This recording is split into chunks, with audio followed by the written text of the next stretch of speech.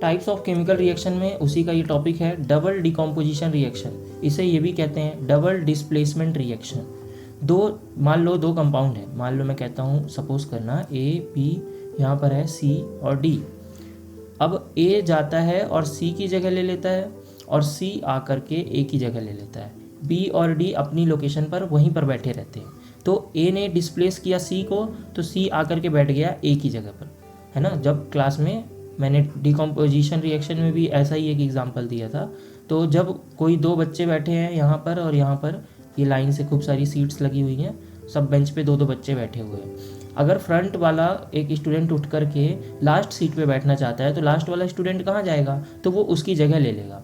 तो जब आपस में दो लोग अपनी प्लेस चेंज कर लेते हैं या शेयरिंग कर लेते हैं, तो दो लोग डिस्प्लेस हो गए, तो उसको डबल डिस्प्लेसमेंट कहा जाता है। अब इसकी डेफिनेशन और एग्जांपल क्या क्या हो सकता है वो देख लेते हैं।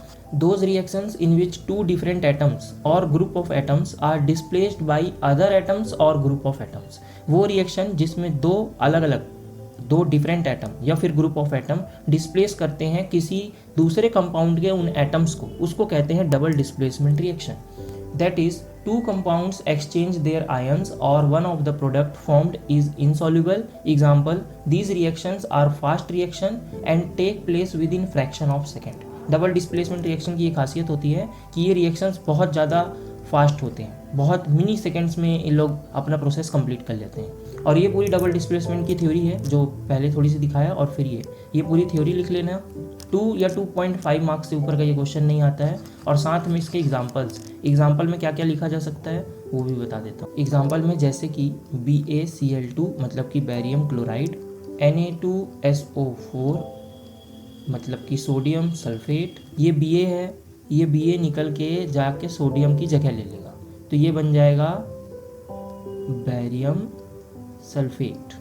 ठीक, अब क्या क्या बचा देखना, बैरियम हमको मिल गया और इसका SO4 मिल गया, ये दोनों बचे हैं। Na2 बचा, Cl2 बचा। देखो दोनों में 2 मॉलिक्यूल्स हैं, क्लोरीन के भी सोडियम के भी। अपन टोटल ले लेंगे 2 बाहर, Na और Cl की तो जोड़ी ही होती है, ब्राइन मतलब सॉल्ट, कॉमन सॉल्ट, ब्राइन वो भी है, दोनों नाम है इसका, NaCl।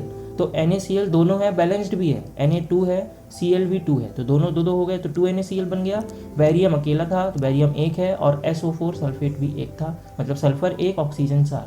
पूरा का पूरा रिएक्शन दोनों तरफ बैलेंस्ड है। तो बैरियम क्लोराइड सोडियम सल्फेट बनाता है क्या, barium sulphate and sodium chloride.